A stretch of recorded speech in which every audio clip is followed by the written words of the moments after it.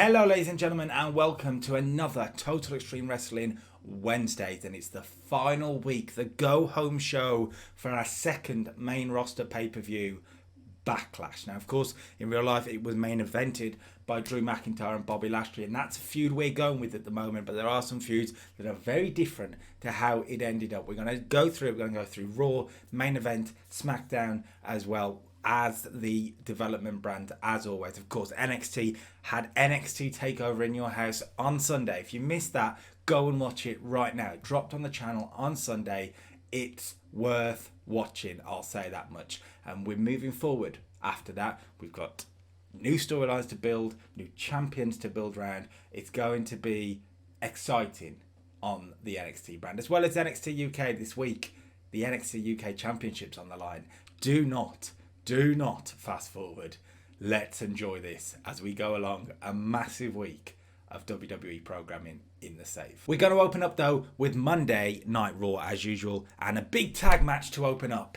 It was advertised last week. AJ Styles and Randy Orton will be teaming up against Kevin Owens and Apollo Crews, and as you can see here, a 19-minute match, a 73. Actually kind of disappointed in a way, but the faces really bring this down. Owens is slightly sort of underused. It's a weird one, but the heels hold it together. A 73 is still a great way to start Monday Night Raw. And AJ Styles picks up the victory. Mr. Money in the Bank himself makes Apollo Crews tap out. Orton with an 80 performance is brilliant. AJ 84, the man of the match really. Apollo Crews 57 for his pop. It's still pretty good. Kevin Owens at 66. I told them to go and steal the show, and they've done their very best to do that there. Really good stuff from all four men really, and as I say, AJ and Orton win the match. Kevin Owens wasn't pinned or anything like that, so Kevin Owens sort of, you can say, he's knocked out the ring when Crews has to tap out. It means that Owens can come back into the ring for the post-match segment where he goes after AJ Styles, tries to attack AJ Styles. That's all he cares about, attacking AJ Styles. And Randy Orton's still there, so Randy Orton hits the RKO. Kevin Owens is out, and AJ Styles takes advantage, picks up a lifeless body of Kevin Owens and hits the Styles Clash. AJ Styles stands tall before Backlash when the Money in the Bank briefcase will be on the line. It's Owens and Styles this Sunday for the Money in the Bank briefcase. On the Monday, AJ is the man who stands tall. 68 for the segment is okay. Performance of AJ Styles was fantastic. I did it as a way to try and get sympathy for Kevin Owens. He was 2-on-1 really. Orton was the important man in this. Owens probably had the better of AJ as a brawler until Orton hit the RKO out of nowhere. It is what it is. 68 though, it's not bad. Second good match of the night, and it's actually better than the first. Somehow Ricochet and Austin Theory, they got a lot of time as well. I gave them 18 minutes, to rising stars on the Raw brand. I wanted to see what they could do with a good long match. Again, I told them to try and steal the show. I've noticed it's something that works, telling them to steal the show. As long as you have one storytelling match on, it's fine, and as long as it's below 20 minutes, steal the show seems to work, and it did here. Ricochet with an in-ring performance of 74 is amazing. He's popped about 60, remember, so that is fantastic. Austin Theory 56 is about his pop, so it's Ricochet who really carries this, and a 76 rated match is fantastic. I wonder what boosted it. If we have a look, good road agent work by Billy Kidman, which is fantastic. And a hot crowd after the opening match to follow it up with that is really good. Ricochet, of course, gets to win with a diving double knee drop. He's going into the United States Championship match with some momentum, really. And after the match, he is beaten down 3-on-1. So the momentum is kind of taken away. Andrade has the momentum in the fight, but Ricochet in ring is winning. That's the point I'm trying to make. The 3-on-1 works though. A 54 rated segment is a little bit disappointing actually, but Ricochet, he doesn't stand a chance against Zelina's family. So yeah, that's the logical step really after that. Ricochet beats Austin Theory, but with Garza and Andrade near, that's the logical step that a 3-on-1 kind of happens. You can say it's 2-on-1 and Austin Theory eventually joins back in once he's recovered from the match. So from there we go to a break, and we come back to Ricochet backstage having an interview where he rants about Andrade can only get the job done when it's 3-on-1, but this Sunday it's a 2 out of 3 falls match. Sure, people can get involved, but the referee will be watching, and a DQ will count. A DQ will count. It's a 2 out of 3 falls match. As far as I'm concerned, if that second fall is a DQ, it will count. So Andrade, get them involved if you want. 62 for a pretty good interview from Ricochet. He's had better, but that's not bad. It's about the storyline heat as well, so I'm okay with that. Next up, though, a big segment. The man has asked for some promo time. Becky Lynch is on her way out to the ring. 76 rated segment here. It's a freestyle segment, so that's a really good storyline segment as well for that. And basically Becky comes out and says, last week I wanted to see who the best challenger was. I wanted to see Charlotte Flair and Asuka go at it and prove to me who deserves to challenge for this, the best title in the business. This is what the best should be challenging for. But Charlotte, as usual, let the whole division down. Last week, she could have made herself a legend. She could have beaten Asuka again. I believe Charlotte Flair can do it. Absolutely. But she didn't. She took the easy way out. And you know what? I don't want that. I don't want that for the Raw Women's Division. I don't want that to be what the Raw Women's Division is remembered for. So I want Charlotte Flair to come out here right now. Charlotte Flair comes out. And Becky says, look, I'm going to make this simple. Last week, you were a disgrace. There's no doubt about it. You could have beaten her. I believed you could have beaten her. You're good enough to beat her. But you like the easy way out. You're just like your father. But you know what? I don't like the easy way out. And I am putting this out here now to whoever it is on the directors or whoever wants to make a decision. And I'm putting it out there to you, Charlotte. I want Asuka in the match. I want her to be given the opportunity that she was so terribly taken away from last week. I want a triple threat. The champion puts the challenge out there. She wants to take on the best. Even if it decreases her chances, she wants to take on the best. Asuka comes out face to face with Charlotte on the ramp, screaming sort of Japanese obscenities at her, and Charlotte eventually relents. Because of her ego, she relents and she says, fine, you've got it. Triple threat? Fine. I'll beat the both of you and walk out Raw Women's Champion. It's a segment that makes the match a triple threat match, and we will officially announce it in just a second, but it also sort of adds this little layer in that maybe Becky and Charlotte are a little bit obsessed with each other and could be taking Asuka a little bit easily. Becky has sort of handed Asuka away back into the match. I know that sounds a bit bizarre, but it's going to play into the storyline that maybe Becky and Charlotte aren't taking Asuka seriously. We'll see more later, of course. There's a big 6-woman tag match. But before that, we can announce it. There's the graphic. The Women's Championship, the Raw Women's Championship, will be on the line at Backlash. Becky Lynch, the champion, wants to take them all on. And she wants a triple threat. She gets a triple threat. It's Asuka and Charlotte Flair, the challengers. Will the man walk out with a title? We'll find out this Sunday. Back to in-ring action here. Good match here, 64, considering the popularities of both men, and some good heat storyline for the Tag Team Championships. 15 minutes they got, and Buddy Murphy defeats Ivar with a pinfall after a Murphy's Law. Shelton Benjamin provided the distraction, and Ivar can sort of turn into the Murphy's Law. A good singles win for Buddy Murphy. 56 performance from him. I think his pop's about 55, so it's not bad. 60 from Ivar is really good, and a 64 rated match is good stuff. Good, solid mid-card action for the Raw Tag Team Championships. Two good workers having a good match. Get 15 minutes. They get time. Raw's a 3-hour show. Let's give them the time to show what they can do in the ring. Afterwards, furious at the distraction, the Viking Raiders lay out Benjamin and Murphy. It says backstage, but it would be in the ring post-match. The Tag Team Champions are down going into the pay-per-view, and Viking Raiders pose with the belts to end the segment. 59, not as good here, but it's not too bad. We get an announcement for next week then, of course. Rey Mysterio, he returned last week. He's not on the show tonight because next week he will be back in the ring on Monday Night Raw for the first time in over a month. Rey Mysterio returns to action next week when he takes on Angel Garza. Of course, Mysterio was offered a spot in the Disciples by Seth Rollins. It's going to be very, very interesting to see if Rollins will be watching on next week on Raw.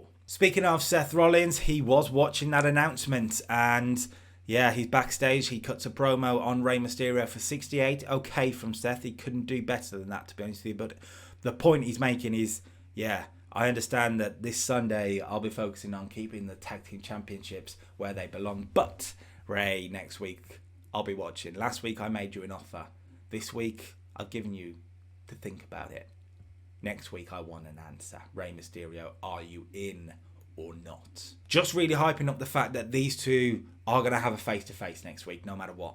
Rey Mysterio will have his match, and these two will have a face-to-face next week. We know that as fans, that Rey Mysterio and Seth Rollins, something's going to happen with the two of them next week. Will Rey Mysterio agree to be part of the Disciples, or will Seth Rollins have a problem on his hands next week? Rollins' promo was before a heck of a match here, an 80 rated matchup, Seth and Cedric Alexander. We've used this pair a few times. We do have to be careful of using it too much, but it works. Great chemistry between the two of them, and Seth Rollins defeats Cedric again with a pedigree. Cedric doesn't really lose too much by losing to Seth, as far as I'm concerned in my head. Whereas Seth can put on a good Raw match against a good opponent and get the win. So it helps him, but it doesn't really affect Cedric too much. He's not expected to beat Seth Rollins at this point with his stand-in. If you built Cedric up, then that's different. But at the moment, he's being used to put on a good match on Raw, and that's it. I'm afraid there's just too many wrestlers and not enough spots on the card, really, because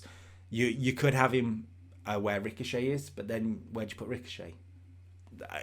Do you know what I mean? There are issues with that, but a good match nonetheless. Seth getting the win, an 80 rated match, brilliant. 81 from Seth, 58 from Cedric is okay, and as I say, good chemistry. Seth getting a good win going into next week. Now Seth and Rey, obviously this is a storyline we're building. We're not going to do anything at the pay-per-view with them. It just came a little bit too soon. And with the amount of sort of storylines you can build on a main roster at the moment, it's okay to have some storylines that build for a couple of months instead. I think it's something that WWE should do more. We did it, of course, at the last pay-per-view. There was no Roman Reigns at Money in the Bank. There was no Bray Wyatt, and that's been built up till this week for Backlash. So same here, Seth Rollins, Rey Mysterio. It's going to be building up towards the pay-per-view afterwards, which is more Extreme Rules. Asuka cut a promo on Charlotte Flair ahead of the 6-woman tag match. Good promo from Asuka here, 73. She sort of says, Charlotte, you cheated to win because that's what you do, Charlotte. You don't even respect yourself, and I feel sorry for you, but don't worry, because I respect the Raw Women's Championship. I respect me. And this Sunday, Asuka, the Empress, nobody is ready for Asuka. Good to get Asuka in the limelight a little bit. Obviously, it's been overshadowed by the fact that Charlotte Flair's been there a bit. But Asuka, yeah, she is a threat. And she proves it. Great match here. 6-woman tag, 74 rate segment. Worked really, really well. Got about 19 minutes. Again, just under the 20-minute mark. Allows you to do steal the show. That's the idea. And Becky and the Kabuki Warriors, Asuka and Kairi Sane, defeat Charlotte Flair, Shayna Baszler, and Nia Jax. Asuka pinning Nia Jax as well.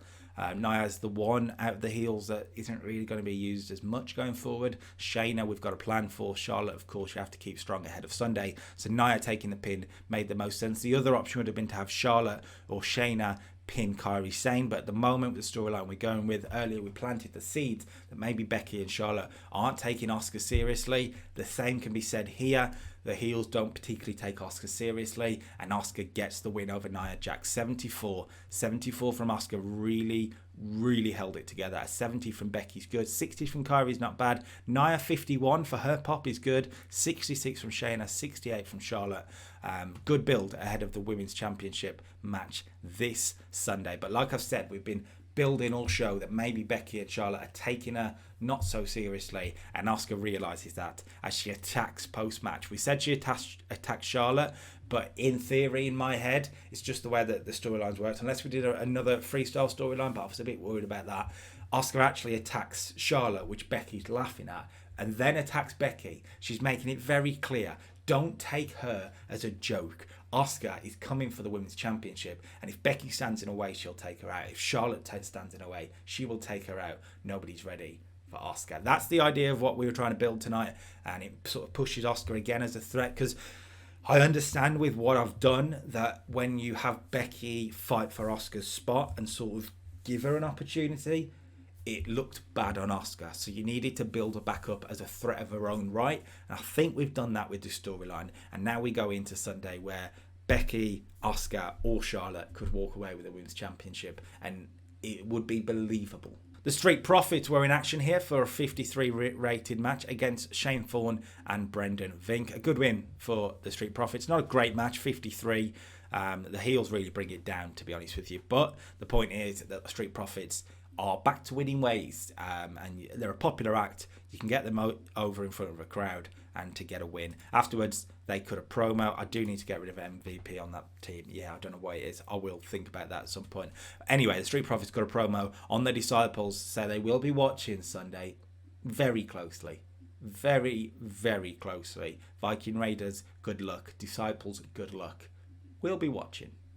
Just the idea that don't forget the Street Profits in this sort of Raw Tag Team storyline. They are there and thereabout at the moment. Obviously, Viking Raiders are getting the shot this Sunday. But don't forget about the Street Profits. They're still hunting to get the title back. Right, ahead of the main event, the WWE Champion cut a promo on Bobby Lashley. Called Bobby Lashley out and basically actually would put him over a little bit and say, look, he is a threat to my championship. He is a monster. When Bobby Lashley is focused, not many people can beat him. But I can. I absolutely can. The Scottish psychopath can beat him. I will beat him. I beat Brock Lesnar. I beat Seth Rollins and Kevin Owens. I will beat Bobby Lashley and continue the reign of the Scottish psychopath. Claymore Country. Oh, it's a happy, happy place. Pretty good promo from Drew, 70 rated. Ahead of the big main event then, it's the WWE Champion Drew McIntyre against the United States Champion Andrade. Drew and Andrade are main eventing what has so far been a really, really good show. Hopefully they don't bring it down, to be honest with you. Drew and Andrade gets us a 66 rated match.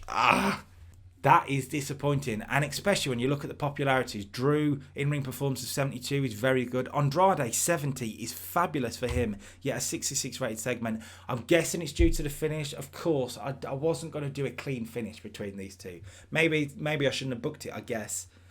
But it's storyline. You sort of put in the idea that Andrade is competitive with the WWE Champion. He's not far off that level. It helps Andrade. Drew gets a good fight and gets a win, despite Angel Garza trying to get involved. A botched interference from Angel Garza protects Andrade a little bit, and Drew gets the victory. 66 is disappointed. If I look at the dirt sheet, I'm guessing we're going to lose due to, a lack of an associated storyline.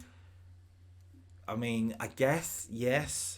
But do you have to have a storyline all the time? Do you know what I mean? I probably could have put in to note the WWE Championship and the United States Championship storyline. That probably should have happened. And maybe we would have been a lot higher than that. That's a disappointing way to end the show. Hopefully it doesn't bring us down too much. It's not the way we're ending the show, though, because there's a big segment. After the match, Drew McIntyre, he's been through a fight, and Bobby Lashley's out here to take advantage and soften up Drew beforehand. And they brawl. They brawl all the way up the ramp when Bobby spears Drew through the LED board. A big bump here and a 68. Ooh. There needed to be a little more star power in order to successfully have Bobby Lashley fighting for that long, which is a bit disappointing. Drew took a big stunt bump during the angle through the LED board. 68 actually isn't bad because the WWE Championship storyline has struggled a bit. Bobby Lashley is probably underrated, but we got through it. We got through to Backlash. Hopefully they can have a good match. Drew is softened up, though, before the pay-per-view is the idea of what we're going with. Hopefully the show hasn't been brought down too much. 68 is, it's probably disappointing. The best match on the night was Seth and Cedric, actually. The other option for the main event was AJ, Orton, Owens and Cruz. And that could have been the main event. But I don't know. It's a little bit disappointing. Drew's had them a few times now. And I wonder whether it's Drew. Right then, main event. And we kick off with Samoa Joe in action, defeating Jinder Mahal for 58. Jinder outperforming Samoa Joe is a little bit disappointing, Samoa Joe. Come on, Joey. You're better than that. But he gets the win anyway with a Kikini clutch. Jinder's... It's amazing that a lot of the good stars on Raw, the likes of Joe, the likes of Bobby Lashley, people who are quite good, are really undervalued. Whereas the people who aren't, like Jinder Mahal, are overvalued. So we got to try and even it out along the time frame. But yeah, Samoa Joe gets a win here. Good main event sort of type match. Entertaining stuff. Nothing storyline wise, but entertaining enough. So Samoa Joe gets the victory. Afterwards, in a great promo, Kevin Owens cut a promo on AJ Styles, sort of saying, yeah, you may have you may have had the last laugh on me on Monday. You may have taken advantage of the fact that I was hit by an RKO, and you can sort of weasel in there and get a Styles Clash, but it's not going to matter, because on Sunday you will feel the pop-up powerbomb. On Sunday you will feel the Money in the Bank briefcase being ripped from your clutches, and you will no longer have that opportunity, because Kevin Owens is finding a way to the top, and AJ Styles, you are my way to the top. 79 for a pretty good promo from KO. Shayna Baszler was in action, defeating Natalya for 56. Shayna 52. Natalya, really good performance from 68. But it's Shayna who gets the victory with the armbar after about 10 minutes. Again, good main event type of match. It is what it is. You continue through. Afterwards, the Raw Women's Champion cut a promo on Asuka for 69. That's not bad. Becky he's asked about maybe taking Asuka too lightly. And Becky says, look, yeah, she may have caught me by surprise on Monday with that attack, but don't think I'm taking her lightly. Don't think I'm forgetting about the fact that we have had battles over the past few years, and Asuka is one of the biggest threats you could ever have to a title reign. On Sunday, I will be at my best. Asuka and Charlotte, they need to be at theirs. 69 though is okay from Becky. We do some storyline stuff here. Whoa, 32 here. Ruby Riott defeating Kairi Sane using the ropes, so Riott sort of cheats to win, protects Kairi Sane a little bit. 32 isn't great. Afterwards, she's run off by Liv Morgan for 30. So that's where we're at with the lower mid-card stuff. That's a bit of a shame. We need to try and build Liv up, and using Ruby to do so at the moment. It is, what it is. The main event, though, sees the Raw Tag Team Champions in action, defeating Akira Tozawa and R-Truth for 47. So it's not a great main event here, I've got to be honest. Not a great show of main event. I thought the Tag Team Champions would do us better. They haven't. Murphy wasn't great. Yeah, not great here. Gives us a 52. We can get away with it for main event, but things need to be better than that. Okay, NXT with the first show after NXT TakeOver in your house. We're going to start again, trying to build now towards NXT TakeOver Brooklyn in about a month and a half, I think. So we've got some time. We're going to start building. We're going to finish off some storylines and then start building up again. So this should be good. We open up the show with the former NXT North American Champion, Keith Lee, furious at losing the title at NXT TakeOver in your house. He wants his rematch. He said it on the pay-per-view later in the night. He said, Wednesday, I want you, Johnny, in a steel cage. I want that match on Wednesday. Johnny Gargano comes out and says, well, the thing is, no. You're asking me if I want to give you that match, give you that title opportunity, and I don't. So Keith Lee had come out for the match. Obviously, Gargano denies him. Keith Lee's pretty mad about it when William Regal comes out onto the screen. Or he can come out, actually, to be fair. There are fans now, technically. So he'd be... Either way, Regal comes out and says, you know what, Johnny? You're right. Boos. Boos around the Full Sail Arena. But Keith... You're right as well. Johnny Gargano looks really confused. Johnny, you're right. It shouldn't happen tonight. It shouldn't. Because it deserves some build. It deserves some hype. It deserves a week. A week's rest for you, Johnny. Keith, a week's rest for you. Next week, the North American Championship will be on the line inside a steel cage. Dexter Lumis won't be able to get involved. Gargano and Lee next week. That's what Regal says. Gargano's furious. Keith Lee's happy. And the match is made. 65 for the opening segment. The announcement itself, then there it is, the graphic. Johnny Gargano will defend the NXT North American Championship against Keith Lee, the former champion, inside a steel cage. That is your main event next week here on NXT. First match of the night, Rhea Ripley defeating Ilja. Ilja's not great here, 28, really off her game, and it brought it down to a 39. Not great for the NXT Women's Division, but Rhea back with a win after losing the title on Sunday. Bit more momentum goes back to her. Afterwards, she cuts a promo on Dakota Kai for 50. That's better. And Rhea says, Dakota, I want that championship back. You beat me. I may be furious about it, and I may want to rip your skull from your neck. But you did. You beat me. But don't think I'm going away. Don't think I'm going away anywhere, because Rhea Ripley is NXT and Rhea Ripley will be NXT Women's Champion again. Ripley is determined here. Kushida was in action here, a 64 rated match. Really good stuff here. Kushida 55, Bobby Fish 59, and Kushida beats one member of the Undisputed Era tonight.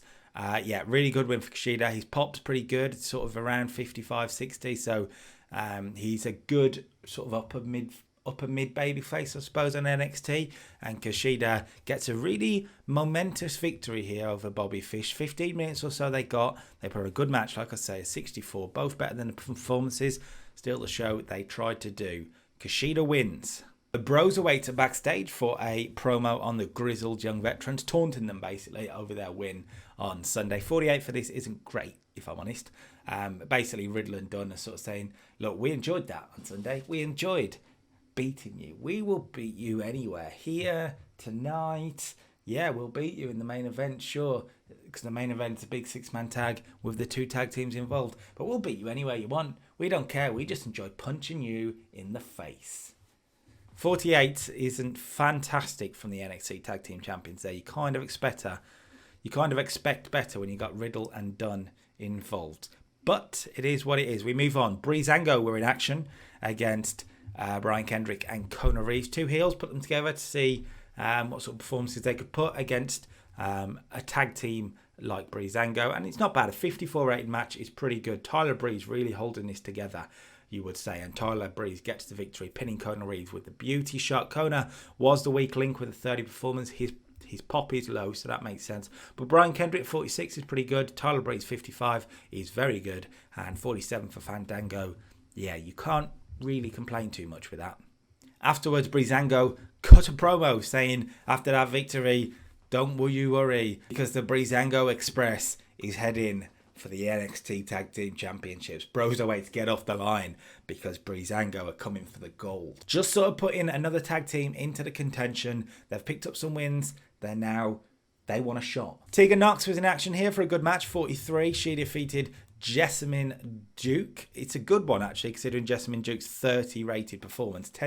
Tegan holding it together, really, with a 46. Very good stuff. And again, another win for Tegan, who's picking up some momentum now after losing to Dakota in her first feud, nearly a month ago now. Tegan has started to pick up some wins and, picking up momentum. Good. She's picking up enough momentum that the new NXT Women's Champion is starting to see the threat. Of course, on Sunday, Tegan and Dakota got into a fight, which brought Rhea Ripley involved, and the 4 women were brawling backstage. And this is similar to that. Tegan gets double-teamed by Dakota and Raquel as she's celebrating the victory. And, of course, predictably, Rhea Ripley comes out to make the save. It's traditional booking. It's sort of old-school stuff. And for a segment rating of 40 for this sort of storyline, it's not actually that bad. You've got to remember the popularities of them all. Tegan, Dakota, Raquel. Tegan and Dakota are around 42, 43 max. Raquel's at about 20. And Rhea Ripley's probably just close to 50. So, yeah.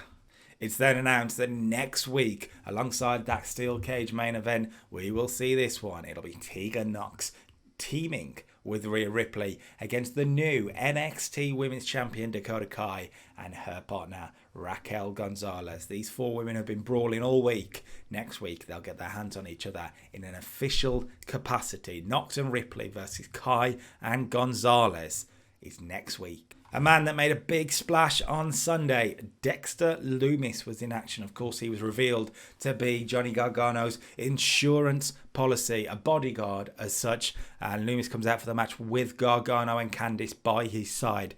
Lumis is fully entranced with Johnny Gargano.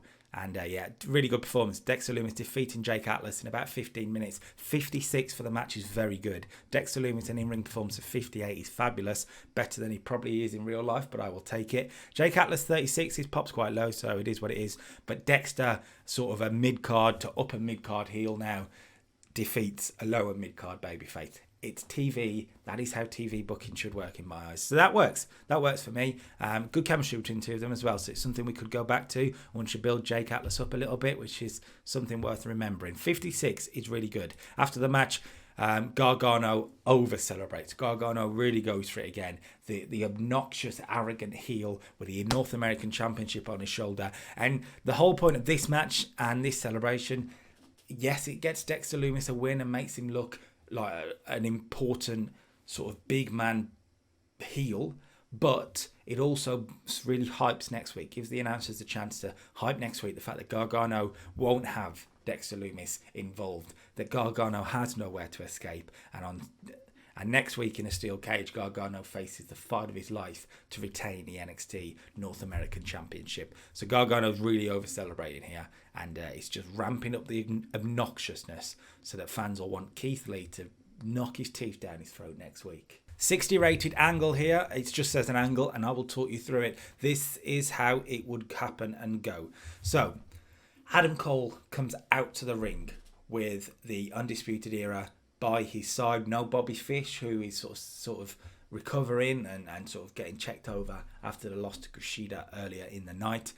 So he's got Kyle O'Reilly and he's got Roderick Strong. Adam Cole has the championship on his shoulder, and he gets on the mic and he says, I told you what would happen at NXT TakeOver in your house. I am the greatest NXT champion of all time, the longest reigning NXT champion of all time, and nobody could beat me, not some freak like Velveteen Dream, and I have dealt with him. I have put him in his place, and now there is nobody that could beat me. Johnny Gargano, I beat him. Tommaso Ciampa, I beat him. Velveteen Dream, I beat him. Matt Riddle, I beat him. I've beaten them all. There is nobody that could stand up to Adam Cole. When Tommaso Ciampa's music hits, now Ciampa comes out and says, yeah, you did beat me. You did beat me that once.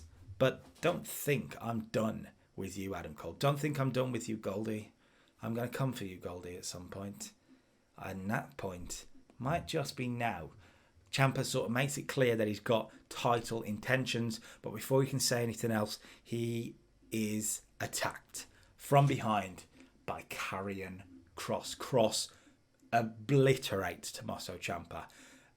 Obviously the attack from behind, but then he continues to put the boots to him, picks him up, hits this finisher on the steel ramp. Tommaso Ciampa is laid out by Karrion Kross.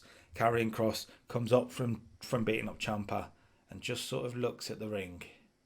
Doesn't say anything, just stares at Adam Cole and then stalks off. Ciampa is down, Ciampa is receiving medical attention, and Adam Cole is loving it. He's in the ring and he goes, look at him, Tommaso Ciampa, look, you think you're a contender? Look at you, you're a joke. I've beaten them all, there's no one left. We may as well retire the NXT Championship because nobody's taking it off me. And as he's continued to brag, Kushida, his music hits. Now, Kushida early in the night, of course, defeated Bobby Fish, so that means there's no Bobby Fish out there. Kushida's music hits. Cole's a bit like, right, what's going on now? What is this? And he's looking down the entranceway, expecting Kushida to come out.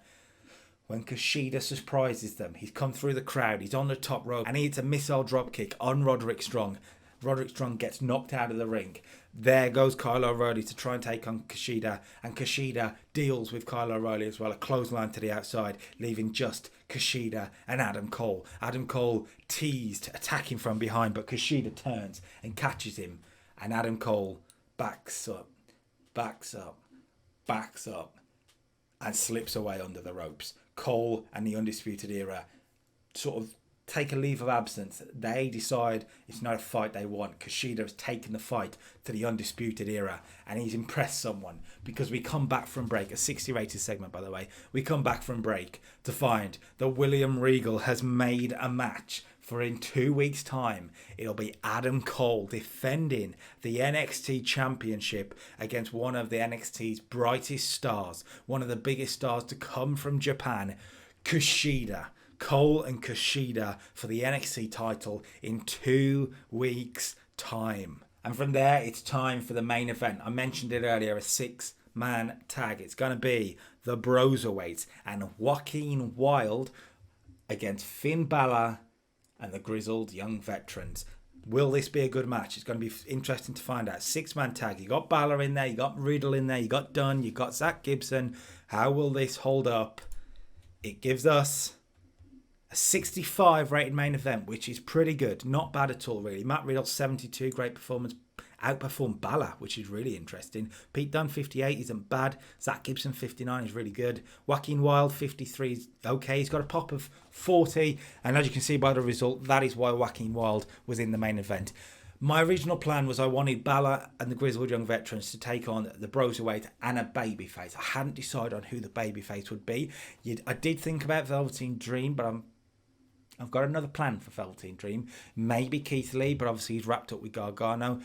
Ideally, I'd have put Dominik Dijakovic in here, but his pop's just too low. It's not worth it. So I had to search for the NXT sort of roster, and this guy was the best idea for it because he was always going to lose. He was always going to get pinned. Zach Gibson pinning Joaquin Wilde. The Grizzled Young Veterans getting a victory over the NXT Tag Team Champions in a match. They may not have been pinned, but the NXT Champions have lost the match to the Grizzled Young Veterans. Puts the Grizzled Young Veterans back into contention is the idea. 65 for the match is really good though. Afterwards is when it all kicks off. The first angle is this one. Finn Balor and Matt Riddle. So obviously Joaquin Wilde's lost and Balor just starts attacking Matt Riddle. Just elbow after elbow after elbow. Matt Riddle's trying to fight back and they end up brawling up the ramp. Neither man getting an advantage and Balor and Riddle slip out of view. We then go back to the ring. 66 for Balor and Riddle brawling, by the way. But we then go back to the ring to find that Pete Dunne's all on his own. Riddle, obviously, he's not there. Joaquin Wilde is down, hurt, after losing the match and taking the finisher. And Grizzled Young Veterans have got an opportunity. Pete Dunne, of course, sees the problem and attacks the Grizzled Young Veterans, but it's 2-on-1. It's just too much. The numbers game is too much for Pete Dunne, and Grizzled Young Veterans hit their team finisher on Pete Dunne, and that is how the show ends. Pete Dunne has been left by Matt Riddle. Finn Balor has taken Riddle away, and Pete Dunne is the one that suffers from it. Hopefully, we've had a decent NXT there. 62, we've increased our popularity in 33 regions. I need to improve the music, interestingly. Slightly worse than at least one rival. So AEW have improved their music. I will improve NXT's just now. But I think it was a show that, looking at it, and when I was booking it, it felt like it as well. It was sort of a build-up show. I said earlier, we've just had the pay-per-view. We have to start again, and it feels like that. It's no real massive angles. The biggest angle, I mean, was probably Kushida and Adam Cole, which is okay, and it's building to a title match in 2 weeks' time. The opening angle with Lee and Gargano was hyping next week, but there wasn't a lot happening. Match-wise, we've had some decent matches, but nothing amazing. Do you know what I mean? I think the best match on the card is probably, I mean, what are we looking at here? It's probably the main event, the 65. I don't think anything. Kushida and Bobby Fish was a 64, but that was it. So the main event was the best match on the card, which is ideal. It's not a fantastic NXT. I think it's a solid NXT, and we're building up and we're moving forward. Of course, next week, like I say, Steel Cage, NXT North American Championship, big tag team match in the women's division, and the week afterwards the NXT Championship will be on the line. So this week was about moving forward. Next week it's about action. Okay, taped from the Liquid Room in Glasgow, Scotland, it is time for NXT UK with a massive main event. Of course, the NXT United Kingdom Championship is on the line. Volta against Ilja Dragunov. But first, a grudge match between two rivals, Toni Storm and Isla Dawn. We open up the show with Toni Storm cutting a promo on Isla Dawn as she makes her way out to the ring, basically saying how she has waited for this for a while. She remembers what Isla Dawn did to her. She remembers the sneak attack, the attack from behind, and Toni Storm is ready to get her revenge. Isla Dawn wants to prove a point after the loss recently, so Toni Storm is ready. He's ready for Isla Dawn. The match itself then, two fairly decently big stars on the NXT UK brand. We are doing it in Glasgow as well. Isla Dawn, obviously, most popular in Scotland. Toni Storm's one of the most popular stars on the brand. So hopefully this will be a good match. 49 for the promo, and for the match itself, 43 is, well, actually a little bit disappointing. Toni Storm off her game. That's sad. But she does win. 15 minutes or so with a strong 0. Toni Storm defeats Isla Dawn, puts herself maybe back into contention for an NXT UK women's title shot. Perhaps disappointing. It's an okay match, particularly for NXT UK, but I was hoping it might breach the 50 mark, and it didn't. Yeah, Toni Storm being off a game is a problem. That's annoying. Afterwards, watching on was the NXT Women's Champion backstage. Kaylee Ray, she, of course, recently has been dealing with the heel Piper Niven. That match was inconclusive, let's say. So Piper Niven is still around about the title picture, and it looks like Toni Storm will be too. Kaylee Ray here just sort of puts across the idea that the NXT UK Women's title is what every woman in this brand wants. And she's got it right now. She's a target. She knows it, but she said, bring it on. Of course, Kaylee Ray, Scottish, Glasgow. We see where we go with this. Two debutants here. A short match. Andy Ojmo, the OJMO. I don't know too much about him. I've had a look. He's one of these where I said I was bringing in new talent from the British wrestling scene, and this man is one of them. He's pretty popular, actually. He's 30, sort of 40 popular. I think he's 30, and actually this is a really good performance from him. Defeats Danny Jones in about 5 minutes. A 36 rated match is slightly disappointing, but the Ojmo 47 performance is very, very good. Danny Jones, yeah, not a great debut from him. It's announced next week we'll be seeing the debut in the brand of Drake Maverick. Drake Maverick is here, and he will be part of NXT UK, and he'll be taking on Fabian Eichner next week here on NXT UK. Drake Maverick, a pretty big star for the brand, to be honest with you. So to be able to bring him in as a British talent, I am pleased to have another star for the brand. Another two of the biggest stars on the brand have a really good angle here. 56 for the segment.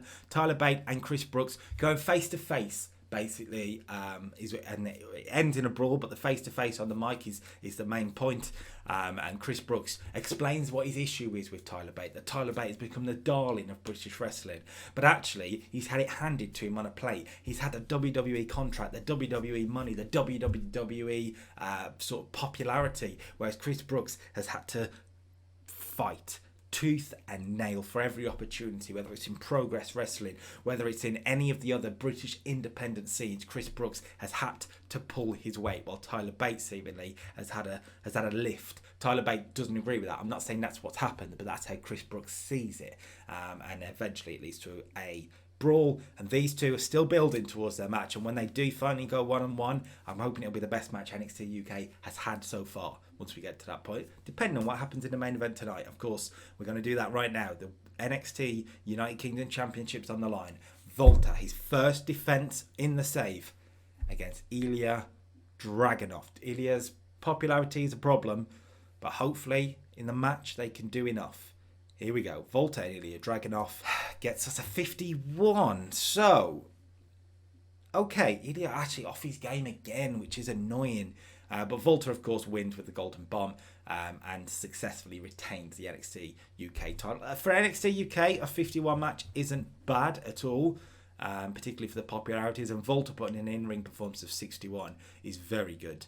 It's a shame that Ilja was off his game. I was hoping Ilja would hit sort of 35 to 40 to bump this up, but yeah, that's annoying, but I'll take it. Gives us a 47 NXT. I didn't put any storytelling matches. I might have got, I've been bumped down a little bit for that because the main event should have made it a little bit higher.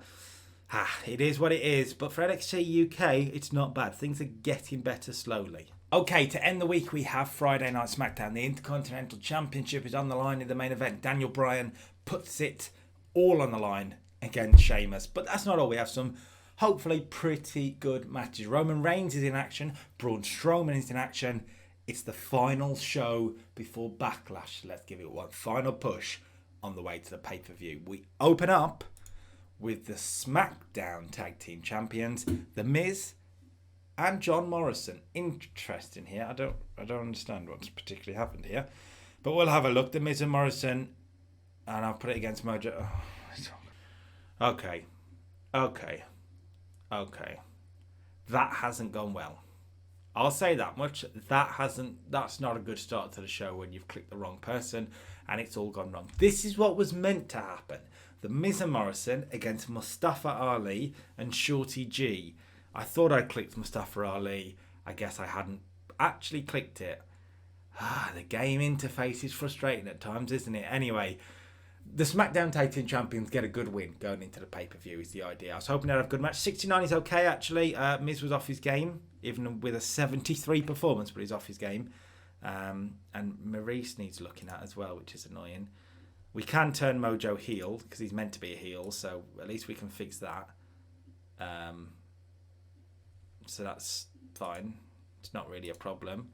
But we need to change Maurice up as well. We've got to remember to do that because apparently she's a babyface. Huh? Anyway, after the break, they come back and are celebrating their victory when they see Xavier Woods chatting away backstage. He's not got the rest of the New Day with him. He's just chatting away because he's a popular guy backstage. And of course, Miz and Morrison used that opportunity to attack Xavier Woods, driving him into the sort of boxes and through a table and leave him laying with New Day. Yeah, a little bit slow on the uptake, really. 70 rated segment, though, is really, really good. The Smackdown Tag Team title feud has worked fantastically for this month. Sheamus and Baron Corbin are having a backstage promo on Daniel Bryan. Of course, they've agreed to watch each other's backs and perhaps team up. Tonight, Sheamus takes on Bryan for the Intercontinental Championship. And Corbin will be in his corner. So let's see if that makes a difference. 72 for a pretty good promo from these two. Good match here too. The Universal Champion Braun Strowman defeats Dolph Ziggler in about 15 minutes. A 73 rated match is very good. We are starting to really pick up now, and particularly on SmackDown. The blue brand, and I didn't expect this when I started to save, is firing on all cylinders, it seems. Dolph 64, pretty good as well. About the pop, to be fair.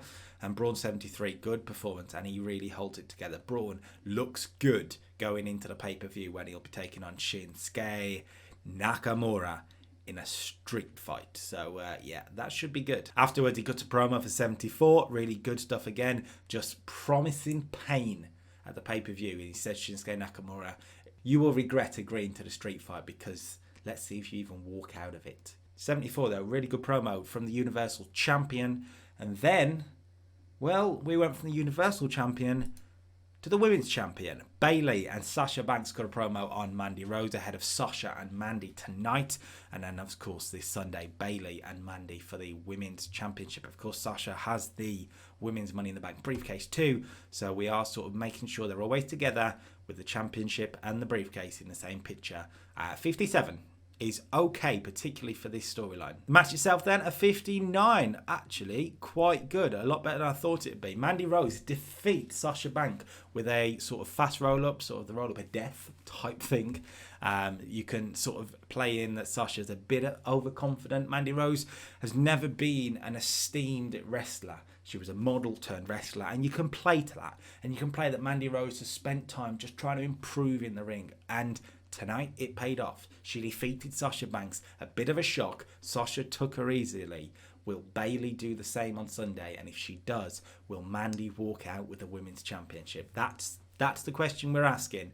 And that's the story we're playing here. A shorter match, 8 minutes, but really good performances from both. Sasha, 60, is slightly lower than you would probably hope for. But Mandy, 56, is very good. Very good. Promo here from Daniel Bryan on Sami Zayn, as well as Sheamus, I would say. 71 for a good promo from Bryan. Shh. Anyway, it's a pretty good promo, and Bryan sort of says, look, yeah, is it clever of me to be taking on a brute like Sheamus 2 days before I put the Intercontinental Championship on the line against Sami Zayn, if I even win tonight? I mean, like I said last week, I will still be facing Sami Zayn because I need to see what a man he is. But I want the Intercontinental Championship to be on the line. And if Sheamus takes it from me tonight, it will be a mistake, sure. But I don't back down from challenges. I want to see the best on this brand, on this TV show, on this championship. I want to see the best.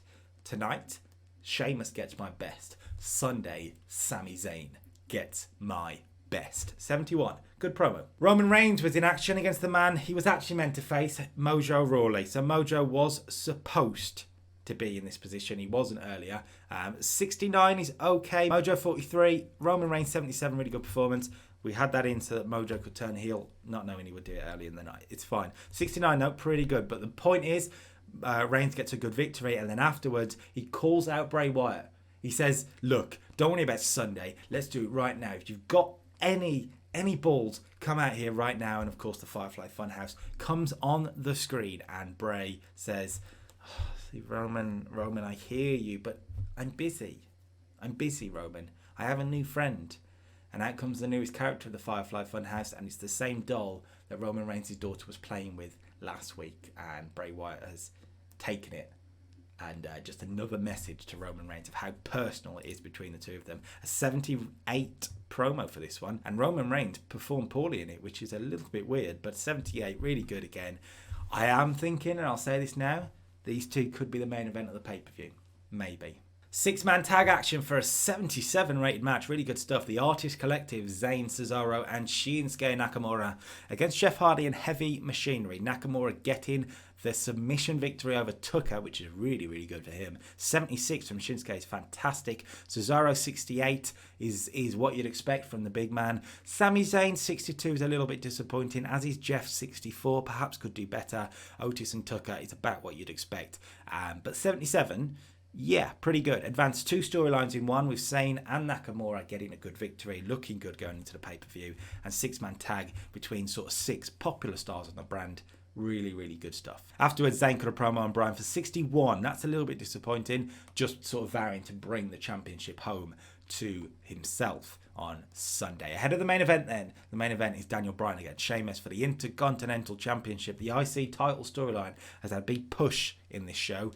Will it end well? Bryan and Sheamus gets us a 76, so a pretty good end to the show as well. Bryan, of course, defeating Sheamus with the no-lock. Baron Corbin was there. You can sort of say that there was a bit of teething issues between the two, but Bryan escapes with the championship. An 80 performance from Bryan is superb, and a 76 rated match. Really good stuff. And that gives us a 74 rated Smackdown Live. Again, really, really good stuff for the most part. Bryan and Sheamus in the main event was good. The 6-man tag was very good. Stuff earlier in the card was pretty good. Miz and Morrison probably would have had a better match if Mustafa Ali was in there. But apart from that, everything hit what you'd want it to hit. Reigns and Rawley was a little bit low. But everything else sort of hit what it was meant to hit. Good show, and we go into the pay-per-view. Now, let's run down the storylines for you. Okay then, Backlash will hopefully be a good pay-per-view, especially as this show is on the pay-per-view, this match anyway. AJ Styles will put the Money in the Bank briefcase on the line against Kevin Owens. These two have been doing battle for a few weeks now. Styles a little bit cocky, but Owens could be the man to take the briefcase from him. We will see on Sunday a 77 heat for this one. I'm hoping they could have sort of a match of the year contender, to be honest with you. Hopefully they will hit it out of the park. The IC title will be on the line. Daniel Bryan against Sami Zayn. They had a very good match last month at Money in the Bank. Can they do it again? It's a 67 heat for this one, so it's lower after this week. That Zayn promo against Bryan really brought it down. But can they do the business again with the Intercontinental Championship on the line? The Raw Tag Team Championships will be on the line too. The Disciples, the heels, defending the belts against the Viking Raiders. Of course, the Street Profits said they'll be keeping an eye on it too. These 3 teams are aligned, it seemed, to be in with a battle. But it's Viking Raiders who get their chance this Sunday with the Raw Tag Team straps on the line. The Raw Women's Championship will be on the line in a triple threat match. 3 of the best workers in the women's division, the Man, Becky Lynch, defend against Charlotte Flair and Asuka. Now, Charlotte Flair beat Asuka a few weeks ago to get the opportunity, but cheated to do so. Becky wanted Asuka in the match. Could that be the biggest mistake she's made? Has Asuka been overlooked? We will find out on Sunday, because if Asuka walks out with that women's championship, Becky will not be happy. 71 heat for this, so I'm hoping for a really, really good women's title match. A match here that could be the main event. Roman Reigns finally gets his hands on the Fiend at the pay-per-view. 74 heat for this one, but it's been very, very personal between the two of them. Roman Reigns' daughter has been involved. There's not been any physical harm, but the sort of physical threat of Bray Wyatt has always been there. Reigns looks to end the Fiend on Sunday. This should be personal. The Smackdown Tag Team titles will also be on the line. A 72 rated storyline for this, and it's The Miz and Morrison against The New Day. That's Big E and Kofi Kingston now. Big E and Kofi Kingston, former tag team champions, of course. It's who Miz and Morrison took the titles from, but they never quite had their rematch. This Sunday, they will get it. Two big teams on the Smackdown brand who have been killing it since we started the save. Can they show us how good they are again this Sunday? A storyline that's done better than expected so far. The SmackDown Women's Championship will be on the line. Bayley defending against Mandy Rose. Mandy pinning Sasha on SmackDown was a statement. Will Bayley take her seriously, or will she lose the title on Sunday? Of course, Sasha with the Money in the Bank briefcase is always around 2. So will we see a cash in? Let's find out this Sunday. 58 rated heat for this is really quite good, actually. The United States Championship will be on the line in a 2 out of 3 falls matchup. It's Ricochet looking to take the title in perhaps his last shot against Andrade. Andrade has evaded Ricochet over the past few weeks. He managed to defeat him in a United States Championship match, but with a little bit of nefarious means.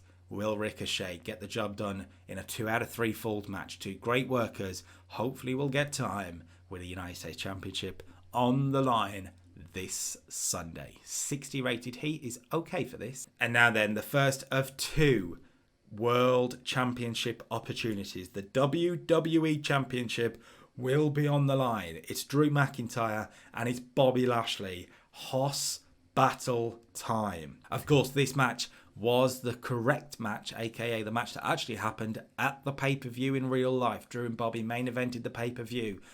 Will they main event this Sunday? Well, it remains to be seen, but these two will do battle for the WWE Championship if Drew is ready to go, of course. He was speared through the LED board on Monday's Raw. Will Bobby have an even better chance against a softened up Scottish psychopath? The WWE Championship is at stake. And finally, in a street fight, the Universal Championship will be at stake. Braun Strowman puts it on the line against the King of Strong Style, Shinsuke Nakamura. It's a rematch from Money in the Bank when Shinsuke Nakamura was defeated by Braun, now with no disqualifications, no countouts, and weapons abound. Will Nakamura get the job done and become WWE Universal Champion for the first time in his career? We will find out on Sunday. 72 heat for this one, by the way, a potential main event. And that's the end of the episode then, ladies and gentlemen. Make sure you don't miss it this Sunday. Backlash will be here. And there are some very, very good matches potentially on the card. I feel like we've built this pay-per-view up better than the Money in the Bank pay-per-view, which was quite good. So hopefully it'll be even better now. Popularity starting to soar. And with some well-built matches, we can hopefully have a classic pay-per-view. Let's find out this Sunday. If you like the video, make sure you like the video. Subscribe to the channel so you don't miss out on any pay-per-views, any weekly TV shows, any Football Manager content. Make sure you subscribe so you don't miss out. And until Sunday, it's pay-per-view time again. Peace.